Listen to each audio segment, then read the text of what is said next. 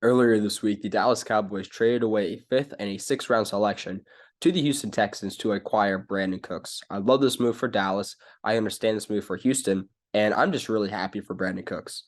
So I really love this move for Dallas because they bring in a deep threat for Dak Prescott. They were hoping to have that deep downfield threat to be Michael Gallup, but unfortunately, after he signed that 4-year, $60 million contract extension, he suffered an ACL injury, and he's still going to be a talented wide receiver, but it's hard to maintain that speed that you once had after having an ACL injury.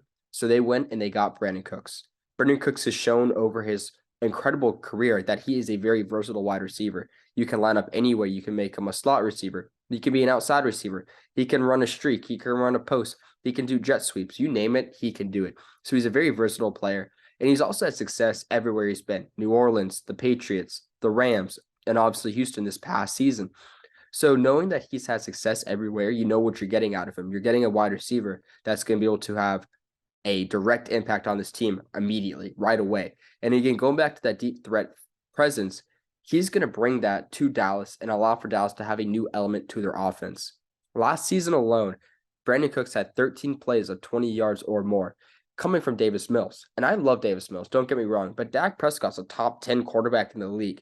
So if he had 13 deep downfield plays with Davis Mills at quarterback, think about how good he's going to be with Dak Prescott. And even furthermore, he's probably going to have less coverage problems because CeeDee Lamb's number one there. So CeeDee will be the vocal point of, hey, we need to stop this guy. And then you look at Brandin Cooks. So Brandin Cooks, I think, is going to have a lot of success with this team and with Dallas. So I really love this move because they add a new element to their team, which is deep downfield passing.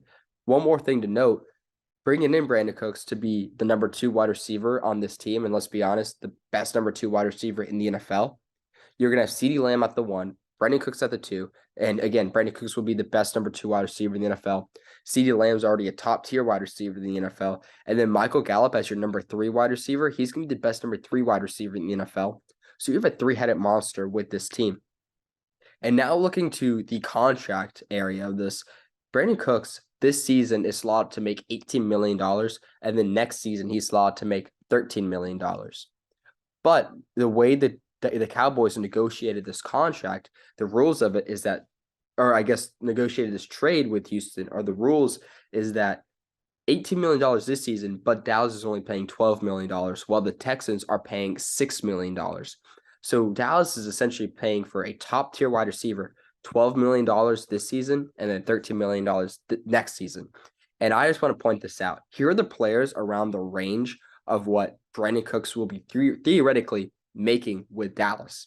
So right now, Brandin Cooks' contract per season is cheaper than Corey Davis, Courtland Sutton, Hunter Renfrow, and then is around the range of Jacoby Myers, Allen Lazard, Tim Patrick, and Curtis Samuel. Again, no disrespect to these players at all, but Brandin Cooks, he's clearly a top wide receiver in the NFL, and you're paying him at that price. That's a pretty good deal for Dallas. And one more thing to note to even take it a step further to show how good of a value you're getting and just how good of a player they're getting from Brandin Cooks. 1,000-yard seasons, right? Ready for this? Corey Davis has had 0 1,000-yard seasons. Curtis Samuel has had 0. Courtland Sutton has had 1. Hunter Renfrow has had 1. Jacoby Myers has had none. Allen Lazard has had 0. Tim Patrick has had 0. Combined 7 players, 2 1,000-yard seasons. Brandin Cooks has had 6 1,000-yard seasons. He's tripled the amount of 1,000-yard seasons those 7 players who are making around the same amount of money has had. So you're getting an absolute steal with Brandin Cooks, and he's just going to be a great player for this team and bring an entirely new element to the Cowboys offense, making them very, very dangerous and a very scary team to face. Now for Houston, I definitely understand this move and why they traded away Brandin Cooks. He wouldn't want to be there. He expressed his frustration. He's not a player that's like a bad locker room guy. I can't name one bad thing I've ever heard from Brandin Cooks or about Brandin Cooks, but he was just frustrated. He didn't want to be part of a rebuild. And yes, you would love to keep a guy around like Brandin Cooks, but at the end of the day, he's 29 years old. He's in his prime still, and you don't want to keep him on a rebuilding team when he clearly wants to be on a team that's contending. So I understand this move by Houston.